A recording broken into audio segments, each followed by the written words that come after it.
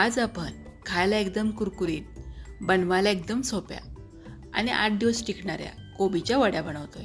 कोबीच्या वड्या बनवण्यासाठी 1/2 किलो कोबी स्वच्छ धुवून घेतला आणि चॉपरमधून एकदम बारीक करून घेतला आहे.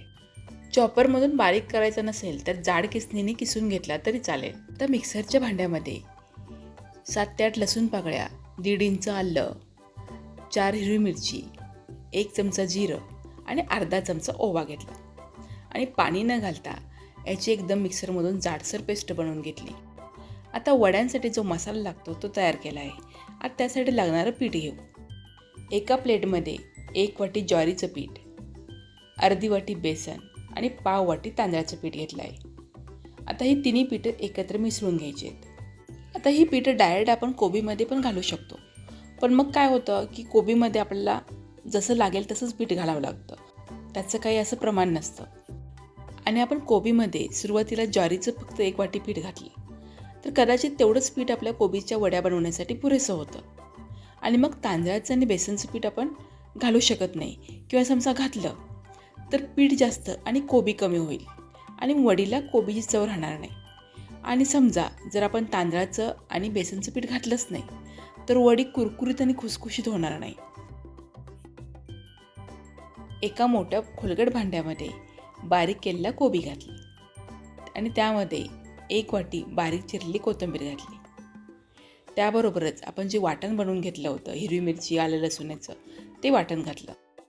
1 मोठा चमचा पांढरे तीळ, छोटा अर्धा चमचा हळद, छोटा पाव चमचा हिंग, 1 मोठा चमचा मिरची पावडर आणि चवीनुसार मीठ घातलं. ही मिरची पावडर फक्त चवीसाठी आहे, ती अजिबात तिखट नाही. आणि आपण वाटणामध्ये हिरवी मिरची घातली आहे त्यामुळे मिरची पावडरचं प्रमाण कमी जास्त करू शकता. आता हे मसाले चांगले कोबीला लावून घ्यायचे आहेत. म्हणजे कोबी चांगला कुस्करून घ्यायचा की जेणेकरून त्याला मीठ चांगलं लागेल आणि त्याला पाणी सुटेल. 2 ते 3 मिनिटांसाठी कोबी चांगला असं मिसळून घ्यायचं आहे. किंवा जर वेळ असेल तर असं मीठ लावून तुम्ही थोडा वेळ कोबी असंच ठेवून देऊ शकता, म्हणजे त्याला चांगलं पाणी सुटेल. आता बघा कोबी बऱ्यापैकी ओलसर झाला आहे. आता यामध्ये आपण जे ज्वारीचं, तांदळाचं आणि बेसनचं पीठ एकत्र करून घेतलं होतं ते पीठ घालायचं आहे. पण एका वेळी मी सगळं पीठ घातलं नाही आहे, अर्ध्यापेक्षा जास्त पीठ घातलं आहे आणि 4 ते 5 चमचे पीठ मी ठेवून दिलं आहे.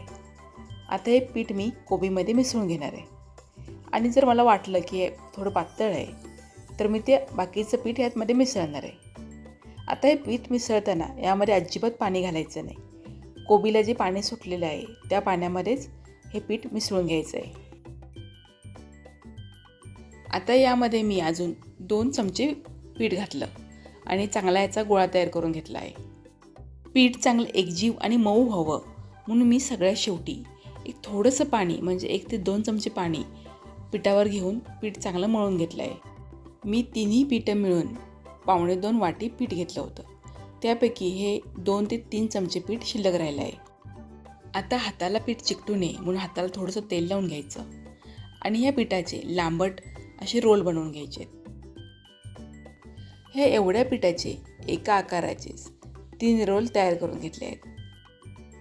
नेहमी आपण गोल किंवा चौकोनी वड्या बनवत असतो, पण आज आपण त्रिकोणी वड्या बनवू.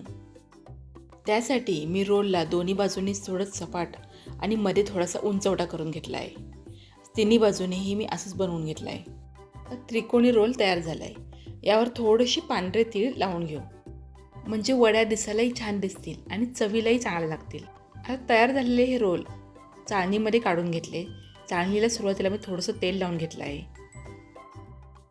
आता उकळत्या पाण्यावर ही चाळण ठेवून द्यायची आणि त्यावर झाकण ठेवून मध्यम गॅसवर कमीत कमी 15 मिनिटांसाठी हे रोल वाफवून घ्यायचे.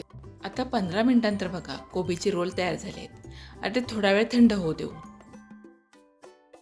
आता हे कोबीचे रोल पूर्णपणे थंड झाले आहेत. आता ते कापून घेऊ. कोबीच्या नेहमीपेक्षा वेगळ्या आणि त्रिकोणी वड्या तयार आहेत. या कोबीच्या वड्या 8 दिवस फ्रीजमध्ये छान टिकतात. एखाद्या हवाबंद डब्यामध्ये घालून फ्रीजमध्ये ठेवायच्या आणि जेव्हा आपल्याला खायच्या असतील तर थोडा वेळ बाहेर काढून ठेवायच्या आणि मग तळून घ्यायच्या.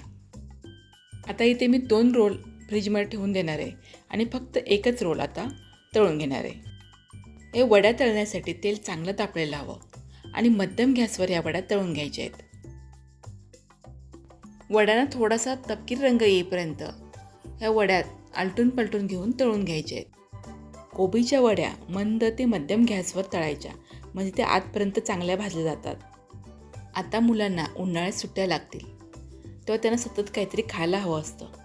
तेव्हा ह्या अशा कोबीच्या वड्या तुम्ही फ्रीजमध्ये बनवून ठेवू शकता आणि जेव्हा हव्या तेव्हा तळून देऊ शकता. वरून कुरकुरीत आणि आतून खुसखुशीत ह्या कोबीच्या वड्या एकदा नक्की बनवून पहा आणि तुम्हाला कशा वाटल्या मला कमेंट करून सांगा.